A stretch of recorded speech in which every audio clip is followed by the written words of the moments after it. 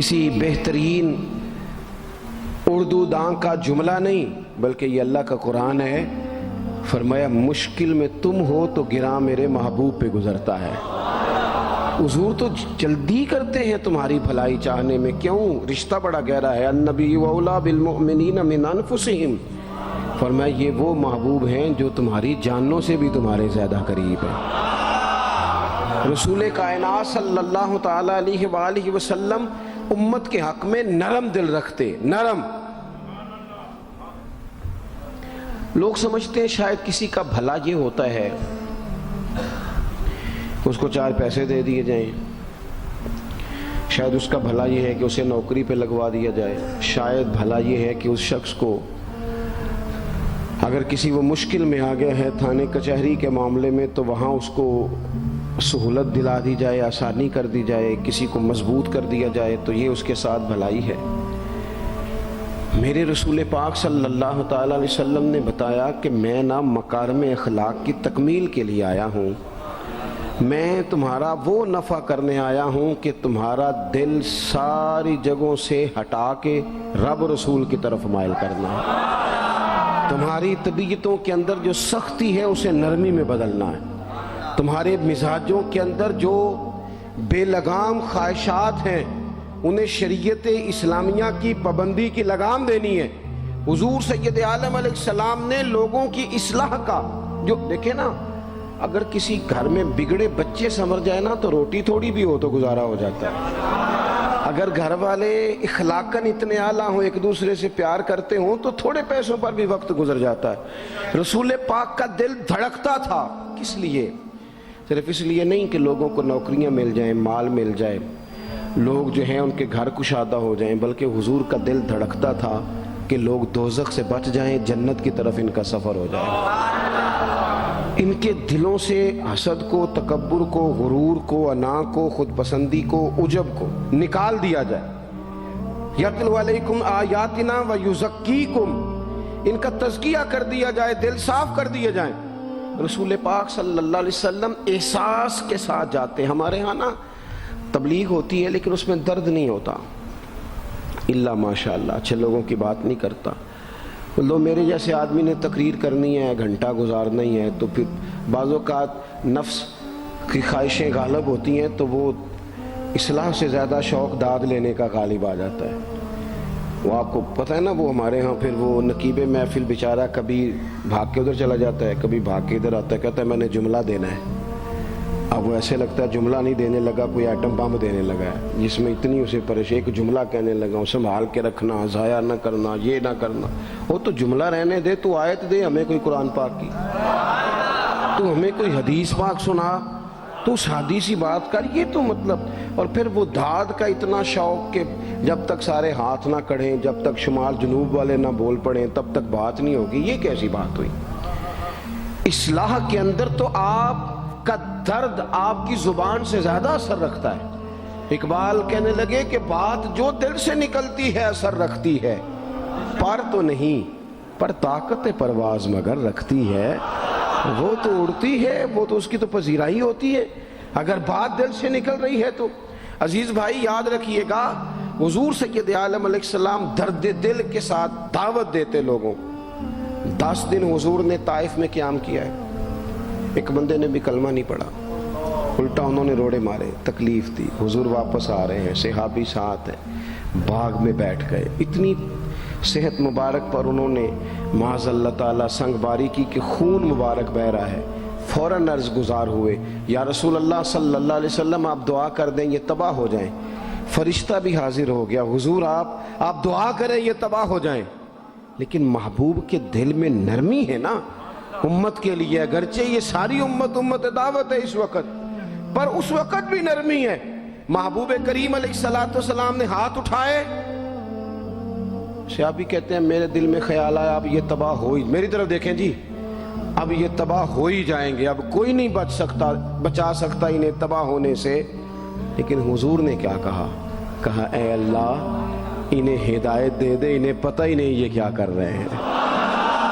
فوراً عرض کی یا رسول اللہ ایک نے بھی کلمہ نہیں پڑھا، ایک نے بھی کلمہ نہیں پڑھا۔ کبھی پتھر مارنے والے کے لیے بھی دل میں احساس ہوتا ہے، ہمیں تو کسی نے کچھ بھی نہیں کہا، کوئی گالی نہیں دی، کچھ نہیں کہا، پر ہم سخت کیوں ہیں بھلا؟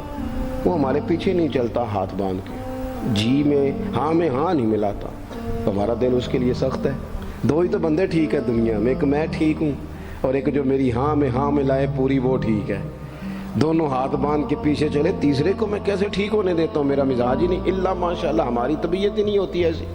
خدا کے بندو، جب دل کشادہ ہوں، طبیعتیں کھلی ہوں، پھر اس طرح کا تھوڑی مزاج ہوتا ہے۔ کریم محبوب صلی اللہ علیہ وسلم سے عرض کی، حضور ایک نے بھی نہیں کلمہ پڑھا اور پھر بھی آپ کے دل میں اتنی وسعت ہے، آپ ہدایت کی دعا کر رہے ہیں، 10 دن لگائے ایک شخص بھی نہیں آ رہا۔ تو محبوب کیا فرمانے لگے؟ کریم فرمانے لگے، مجھے پتہ ہے انہوں نے تکلیف دی ہے، ایک نے بھی کلمہ نہیں پڑھا، جلدی نہ پریشان ہو جایا کریں۔ کچھ لوگ جلدی کچے جملے بوئے، ساڑی قوم نہیں ٹھیک ہو سکتی جی، ایسمو لگتا کچھ نہیں ہو سکتا دی، یہ نہیں ٹھیک ہو سکتے، فلانے نہیں ٹھیک ہو سکتے۔ شکوہ ظلمت شب سے تو کہیں بہتر تھا، اپنے حصے کی کوئی شمع جلاتے جاتے۔ اللہ کے حبیب صلی اللہ علیہ وسلم سے عرض کی، یا رسول اللہ صلی اللہ علیہ وسلم ایک بھی نہیں مانا اور آپ نے پھر ہدایت کی دعا کی۔ تو یہ میرے محبوب کا امید کا طریقہ ہے۔ کریم فرمانے لگے، اگر آج یہ نہیں مانتے تو پھر بھی تباہی کی دعا نہیں کرنی، یہ نہیں مانتے تو ان کی آنے والی نسلیں مان جائیں گی، مان جائیں گے لوگ۔ اپنے دل میں جب آپ نرمی لے آتے ہیں، ہمارے نا سینکڑوں نوجوان گناہوں میں چلے گئے ایک علاقے سے۔ جو آدمی گناہ میں مبتلا ہوتا ہے نا، وہ سخت تکلیف میں ہوتا ہے۔ انسان کو جو چیز سب سے زیادہ ستاتی ہے وہ اس کی اپنی غلطیاں ہوتی ہیں۔ حدیث میں فرمایا، ما حاک فی صدرک، کھٹکتا ہے سینے میں، چبھتا ہے گناہ۔ یہ تکلیف دہ معاملہ ہوتا ہے، تڑپتے ہیں لوگ، سسکتے ہیں، لیکن روایتی انداز سارا جب ہماری مجالس اور محافل میں ہو جاتا ہے، کوئی نہیں وقت دینے والا، پیار کرنے والا، تھپکی دینے والا، بازو تھام، کوئی نہیں۔ ایک تقریر وہ ہے جو میں آپ سے کرتا ہوں، بس ٹھیک ہے گھنٹہ گزارنا ہے، تو وہ بھی کئی میری طرح کے لوگ ہیں جو جمعرات کو فیصلہ کرتے ہیں سویرے کیا بیان کرنا ہے۔ حالانکہ میری طرح کے جو چھوٹے ہیں وہ ہفتے سے ہی تیاری شروع کر لیتے ہیں تاکہ کچھ غور فکر کر کے قوم کے سامنے رکھا جائے، ضروری۔ اب ایک تقریر میں آپ سے کرتا ہوں، سمجھانے کے لیے عرض کرتا ہوں۔ ایک تقریر ایسی ہے جو خطیب صاحب آپ سے کرتے ہیں، اور خدا نخواستہ اللہ تعالیٰ معاف کرے، صرف سمجھانے کے لیے، اگر ان کو پتہ چل جائے کہ ان کا بیٹا کسی غلطی میں مبتلا ہو گیا تو پھر بھی اسی طرح ہی داد و تحسین کے لیے لش پش کر کے تقریر ہوگی؟ نہیں، پھر یہ انداز نہیں ہوتا۔ پھر تو بچہ کو سامنے بٹھا کے باپ اپنی پگڑی اس کے پیروں میں رکھتا ہے، پھر تو ماں دوپٹہ پیروں میں رکھتی ہے، کہتی پتر میری کمائی نہ اجاڑ دینا، اور نہ پتہ چلا تو سگریٹ پینے لگ گیا، خدا خیر کرے، تیری مہربانی۔ سوتا نہیں، اس کا چہرہ پریشان ہے۔ اب بات آئی ہے نا، اب یہ وقت آیا تبلیغ کا، اصلاح کا۔ اسے منت کر کے سمجھایا، اس کو گزارش کی، اس نے کہا ابا جی غلطی ہو گئی تھی، آئندہ نہیں کرتا، پوری اس نے تسلی دی، پھر بھی نہیں سوتا۔ بچہ تو وعدہ کر کے چلا گیا، پھر بھی نہیں سویا، وہ اپنے کمرے میں چلا گیا اور اس نے مصلی بچھا لیا۔ کہا یا اللہ یہ میری عمر کی کمائی ہے، مالک اسے ہدایت دے دے۔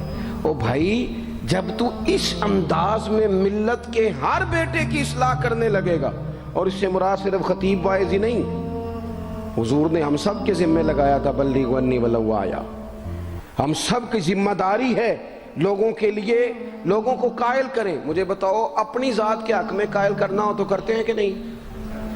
ہوتا ہے نماز کی دعوت ہم کیسے دیتے ہیں؟ ہم کہتے ہیں پڑھ لیا کر نماز، اتنے پیسے کہاں لے کے جائے گا، یہی دعوت ہوتی ہے نا۔ وہ کہتا ہے تو نے اپنی قبر میں جانا اور میں نے، یہ تو ہے ہمارا دین کے حق میں۔ وہ محفل میں آنا اگر ٹائم ملا تو ٹھیک، یہ ہے دین کے حق میں۔ اور جب اپنی باری آئے، کسی سے 50,000 روپے چاہیے تھے، فون کیا اس کو، ملنا تھا، وہ کہتا حکم کریں، کہتے نہیں ٹیلی فون والی بات نہیں، کہتے میں تو 2 بجے ملوں گا، تو 2:30 بجے مل، پر میں مل کے کرنی ہے۔ پھر جاتے ہی اس سے 50,000 مانگا نہیں، پہلے منت کی، دکھ سنایا، پھر اسے ثابت کرایا کہ تیرے علاوہ دینا بھی کسی نے نہیں۔ سارے غلط بندے ہیں، تو ٹھیک ہے معاذ اللہ۔ پھر اس کو یہ بھی ثابت کرایا وقت پہ واپس کر دوں گا۔ اتنی ساری گزارش کر کے رو دھو کے جب وہ پورا قائل ہو گیا تو آخر میں کہا مجھے 50,000 صحیح کہہ رہا ہوں؟ ہاں نہ تو کرو نا، پھر ہلکا سا ایسے ایسے تو کرو نا، ہوتا ہے کہ نہیں ایسے؟ او بھائی اپنے حق میں قائل کرنا تھا تو تجھے سارا طریقہ آتا تھا، اور رب رسول کے حق میں قائل کرنے کا تجھے طریقہ ہی نہیں آتا، تجھے پتہ ہی کوئی نہیں کہ کیسے قائل کرنا ہے۔ اپنے لیے تو نے قائل مائل کرنا تھا، سارا پتا تھا، سب خبر تھی کیسے منانا ہے، اور کسی کو مسجد کے لیے منانا تھا تو کہتا جی میری کو مانتے ہی نہیں، میری کون سنتا ہے۔ آپ جب تک اس درد سے، زازان نام کا ایک گویہ تھا بغداد میں، گاتا تھا، آواز بڑی سریلی تھی، بڑے لوگ اس کے گرد جمع ہو جاتے۔ حضرت عبداللہ ابن مسعود رضی اللہ تعالیٰ عنہ، حضرت عبداللہ ابن مسعود، یہ وہ خوبصورت ہستی ہیں کہ محبوب نے فرمایا ان سے قرآن سیکھا کرو، یہ اسی طرح پڑھتے ہیں جس طرح میرے اوپر نازل ہوا تھا۔ حضرت عبداللہ ابن مسعود رضی اللہ تعالیٰ عنہ صحابہ میں مفتی، صحابہ میں قاری، بڑے آدمی۔ حضرت عبداللہ ابن مسعود ایک دن گزر رہے تھے کسی مقام سے جہاں بھی وہ رہتا تھا، تو وہاں اللہ معاف فرمائے گانے بجانے کی مجلس سجی ہوئی تھی، وہ گا رہا تھا، آپ گزرے تو کانوں میں ہلکی سی آواز گئی۔ قریب ایک شخص سے پوچھا یہ کون ہے، کس کی آواز ہے؟ کہا حضرت یہ زازان نام کا ایک گویہ ہے۔ وہیں کھڑے کھڑے درد سے کہنے لگے کتنی سونی آواز ہے، کاش یہ قرآن پاک کی تلاوت کرتا، اتنی خوبصورت آواز ہے، کوئی تو ہو نا جو اس درد سے بات کرے، کاش یہ قرآن پاک پڑھتا۔ اور پھر دعا مانگتے آگے تشریف لے گئے۔ وہ جوان تھا، فارغ ہو کے باہر نکلا، لوگوں کا رش تھا، ایک شخص نے اسے روکے، کہا زازان ادھر آ، پتہ آج کیا ہوا؟ کہا جناب کیا؟ کہنے لگے جانتے ہو حضرت عبداللہ ابن مسعود کو؟ کہا جانتے ہیں۔ فرمایا وہ صحابی رسول صلی اللہ علیہ وسلم آج گزرے، تیری آواز ان کی سماعتوں سے ٹکرائی تو فرمانے لگے کاش یہ قرآن پاک پڑھتا۔ کہنے لگا صحیح بتاؤ انہوں نے میرا نام لیا ہے؟ صحیح بتاؤ میرے لیے کہا انہوں نے؟ میرے جیسے شخص کے لیے میں سوچ بھی نہیں سکتا، میں کہاں وہ کہاں، میرا نام لیا ہے؟ کہا ہاں۔ تھوڑی دیر رکا، چند لمحوں پتہ نہیں سوچے کہاں کہاں کا سفر کر کے آئیں، وہ ساری سوچیں درد بن کے آنسو بنی، اور پھر آنسو داڑھی پہ ٹپکے چہرے پہ آئے۔ پھر لوگوں سے پوچھنے لگا گھر کا پتہ بتاؤ گے؟ کہا وہ فلاں جگہ پہ موجود ہیں۔ دوڑا گیا، دروازے پہ دستک دی، حضرت عبداللہ ابن مسعود آئے، کہا کون ہو بیٹا؟ کہنے لگے حضور میں وہی ہوں جس کے بارے میں آپ نے کہا تھا کاش یہ قرآن پڑھتا، میں آ گیا ہوں، پڑھا دے مجھے قرآن پاک، پڑھا دے۔ کوئی بیٹھا ہوا مجھے دور دعا دیتا ہے، میں ڈوبتا ہوں پر سمندر اچھال دیتا ہے۔ کسی سے تو آپ پیغام حق کہیں، کسی کو تو دعوت خیر دیں، یہ سب سے بڑا بھلا ہے۔ اگر کسی بد اخلاق کو با اخلاق کر دو گے نا، اس کی بیوی سکون میں آ جائے گی، اس کی ماں آرام سے سونے لگے گی، اس کا باپ کہے گا وہ حد ہو گئی، میرا پتر ٹھیک ہو گیا، تمیز سے بات کرنے لگا ہے۔ بچے پریشان ہوتے ہیں، بچے، میں بیٹھا تھا کھانا کھا رہا تھا گھر میں، تو میرے گھر والے کہنے لگے مدرسے کا کوئی بچہ باہر ہے، بڑا سخت رو رہا ہے۔ میں نے بلاؤ، کسی استاد نے ڈانٹ دیا ہوگا، تو بچہ میرے پاس ہے تو اس کا وجود کانپ رہا تھا۔ میں نے کہا پتر کیا ہوا؟ کہنے لگا پیر صاحب وہ میری امی تھے ابو کارفیر پہ لڑ دینے، کرو فون آیا ہے۔ تو میں نے کہا بیٹا پریشانی کی کیا بات ہے؟ کہنے لگے بڑی سخت لڑائی ہوتی ہے، میرے والد میری اماں کو مارتے، پھر ہم سارے بہن بھائی نا چارپائیوں کے نیچے چھپتے ہیں، تو وہ دور ہے، اس وقت تو 1.5 گھنٹے کا فاصلہ ہے، دور ہے میرا گھر، اور پتہ نہیں ہمارے گھر کیا ہو جائے گا۔ پیر صاحب آپ دعا مانگے نا، آپ دعا کریں نا، اس بچے کی کیفیت اور اس کے اوپر چھائی ہوئی آزمائش اور اس کے طبیعت میں میں اسے دیکھ کے میرے آنسو نکل گئے۔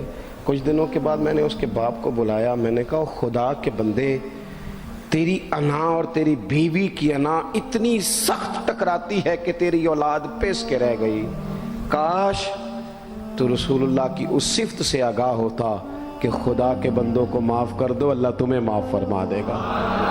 کاش تمہارے اندر وہ کیفیات ہوتی، تمہارے بچے میلوں دور رہ کے بھی تڑپتے ہیں کہ جانے گھر میں۔ کیوں؟ اس لیے کہ گنجائش نہیں دلوں میں، کوئی اخلاقی تعلیم نہیں۔ ہم نے اپنے گھروں کو خود اپنے ہاتھوں سے اتنا آزمائش کا گھڑا بنا لیا ہے، لڑائیاں، جھگڑے، مصیبتیں۔ کیوں؟ کہ پیسوں کی تو تبلیغ روز ہوتی ہے کہ کمانے چاہیے، مال کی تبلیغ تو روز ہوتی ہے، درد نہیں پٹتا، اخلاق کی بات نہیں ہوتی۔ او سجنوں، ہمارا غریب گھر تھا، پر میرے ابا جی جب گندم کا سیزن ختم ہوتا گھر میں لے کے آتے تو ہمارے گھر کے سین میں کھڑے ہو کے فرماتے، لو پتر کسی دا گھر وال نہیں تکنا، میں دانے پاتے نے پھڑو لیتے تھے، تو اڈی ماں نے اچار پا دیتا ہے۔ اب پرواہ نہیں، اس سادگی کے ساتھ، اس آسانی کے ساتھ گزارا ہوتا تھا۔ میں نے ایک دفعہ کہا، میں نے کہا ابا جی لوگ بڑا بڑا پیغام دیتے ہیں، پیسے کماؤ پیسے، آپ نہیں دیتے پیغام، چلیں یہ بتا دیں کوئی شے پسند نہیں کھانے میں؟ کہنے لگے بیٹا بھوک لگی ہو تو ہر شے پسند، نہ لگی ہو تو نخرا ہی نخرا، اگر طلب ہوگی تو یہ بھی تمہیں نفع دے گا، لیکن اپنے گھر میں سکون رکھنا، اطمینان رکھنا، اس ٹینشن سے اپنے ایک دوسرے کو اخلاق کا سبق پڑھائیں، دلوں کی نرمی کا درس دیں، تھوڑی سی کوشش کریں جس سے ہمارے گھر بچ جائیں، اور اگر کوئی بندہ گناہگار نظر آئے تو اس پر تنقید نہ کریں، تنقید نہ کریں، مجھے صحیح بتانا دل پہ ہاتھ رکھ کے۔ خدا نہ خواستہ کسی کا بچہ بچی معاذ اللہ، اللہ بچائے سب کو، بگڑ جائے تو کیا وہ چوک میں کھڑے ہو کے چسکے لے لے کے بتائے گا کہ بچہ میرا بگڑ گیا؟ بولو سارے، بولو جلدی سے۔ تو پھر پڑوسیوں کا بچہ بگڑا ہے تو پھر چسکے کیوں لیے؟ گلی میں کسی کی بیٹی سے معاذ اللہ خدا نہ خواستہ کوئی ایسی غلطی ہو گئی تو جگہ جگہ باتیں کی، تیاں سانجیاں نہیں ہوندیاں؟ اپنے بچے کے بارے میں جب تو کہتا ہے چھپ جائے بات، دیکھنا۔ حضرت سیدنا جنید بغدادی کہتے ہیں میرے ماموں تھے حضرت سری سختی، میں اپنے ماموں سے ہی بیعت تھا، انہی کی خدمت میں رہتا تھا۔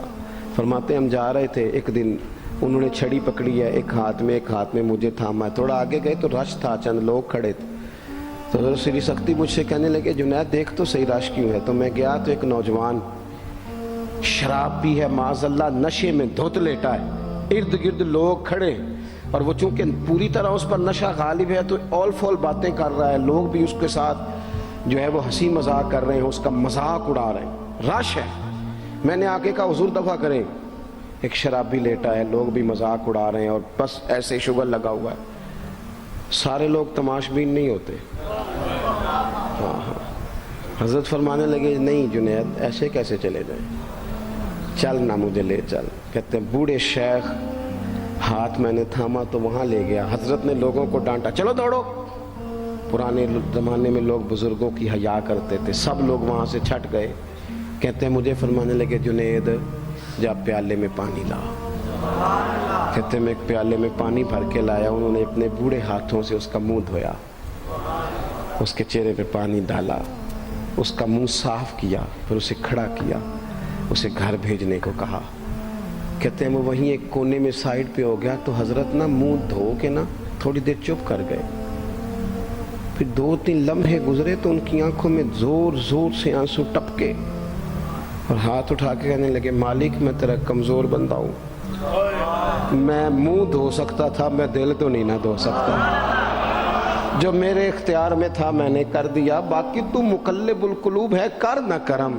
یہ کسی ماں کا بیٹا ہے، کسی خاتون کا شوہر ہے، او بھائی جو نشے پہ لگ جائیں ان کے بچے باپ کے ہوتے ہوتے یتیموں جیسی زندگی گزارتے ہیں، لوگوں کے مانگ کے کپڑے پہنتے ہیں۔ کسی نے کہا تھا اگر دشمن سے زیادہ بدلہ لینا ہو تو اسے قتل نہ کرو، نشے پہ لگا دو۔ معاذ اللہ، اتنا لوگوں نے، کتنا عام نشہ ہو گیا۔ کہا اللہ میں نا منہ دھو سکتا ہوں، دل نہیں، دل تو دھو سکتا ہے، دھو دے۔ کہتے ہیں یہ کہہ کہ حضرت اٹھے تو میں نے عرض کی حضور ویسے منہ دھویا کیوں آپ نے؟ تو فرمانے لگے اس لیے دھویا ہے کہ جب تک منہ سے بدبو آتی رہے گی جتنے لوگ سونگتے رہیں گے اس کے شرابی ہونے کے گواہ بنتے رہیں گے۔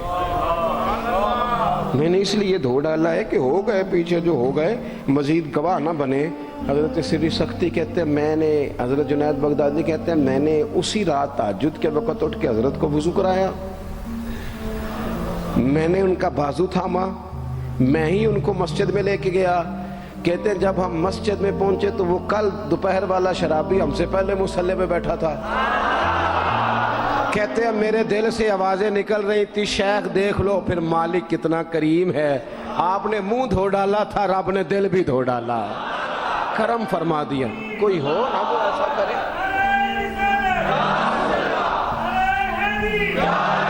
آؤ نا سنگیوں ملے، ایک دوسرے کا منہ تو دھونا شروع کرے نا۔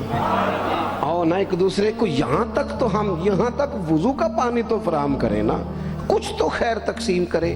اخلاق کی تربیت کا میں دیکھتا ہوں ہمارے وطن میں اضطراب ہے، بے چینی ہے، اس طرح کا ماحول بنایا گیا ہے کہ لوگ ایک دوسرے کے حق میں سخت ہو گئے ہیں، مزاجوں میں تلخیاں ہیں، لڑتے جھگڑتے ناراض ہوتے لوگ، بگڑتے کوستے ڈانٹتے شکوے کرتے لوگ۔ شکوہ جو ہوتا ہے نا یہ بندے کو بے چین کر دیتا ہے، شکر بندے کو سکون میں مبتلا کرتا ہے۔ شکوے آزمائشیں اپنے دلوں میں وسعت لائیں، ایک دوسرے کو اصلاح کی طرف لائیں، ایک دوسرے کو پیغام دیں، ایک دوسرے کی تربیت کریں، تھوڑا سا حوصلہ، تھوڑا سا صبر، تھوڑی سی گنجائش اپنی طبیعتوں میں پیدا کریں۔ اپنے بچوں پر سب سے زیادہ نگرانی یہ کریں کہ ان کا اخلاقی معیار کیا ہے۔ اگر میں اور آپ خدا نہ خواستہ بچوں کو صرف یہ تربیت دیں گے نا کہ وہ پیسہ پیسہ پیسہ پیسہ، شادیاں بھی پیسے دیکھ کے کریں گے، تو یاد رکھنا پھر ایک دن وہ یہ بھی کہیں گے کہ ابا کاش تم کو ڈھابے کا کام کرتا تو آج ہمارے پاس بھی پیسے ہوتے۔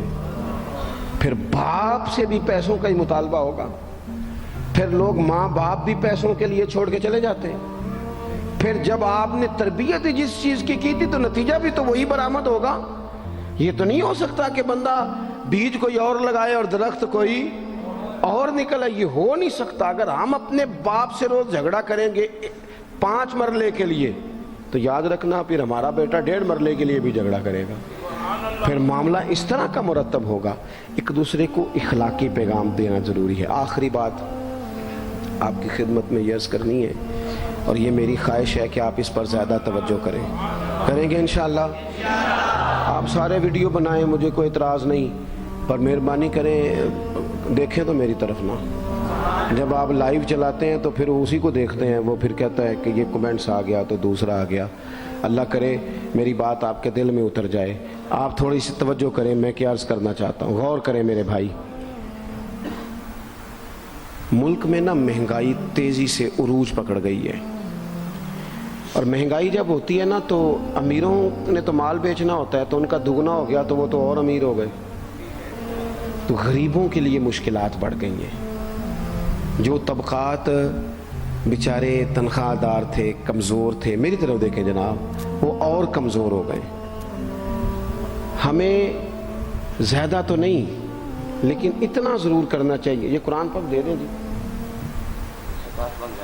یہ مجھے دے دیں، لے لیا، تشریف رکھیں آپ۔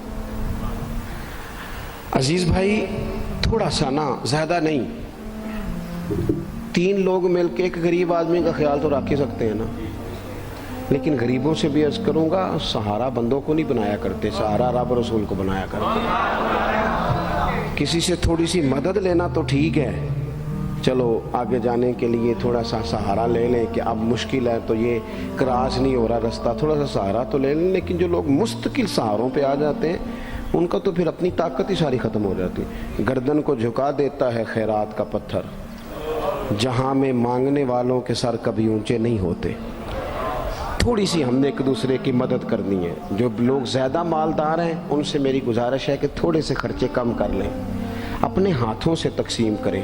یہ چھوڑ دیں کہ وہ میرے چچا کے جو بیٹے ہیں وہ میرے ساتھ اچھا سلوک نہیں کرتے، وہ فلانے ہیں، وہ ان کا سلوک اگر وہ کریں گے تو اللہ سے اجر لیں گے۔ آپ اگر ان کو محسوس کرتے ہیں نا وہ غریب ہیں، ماموں کے بیٹے، چچا کے بیٹے، گلی والے، محلے والے، تو تھوڑا تھوڑا کر کے اپنے بھائیوں کی مدد کرنی شروع کریں۔ دیکھو عید پہ کپڑے تھوڑے لے لو نا،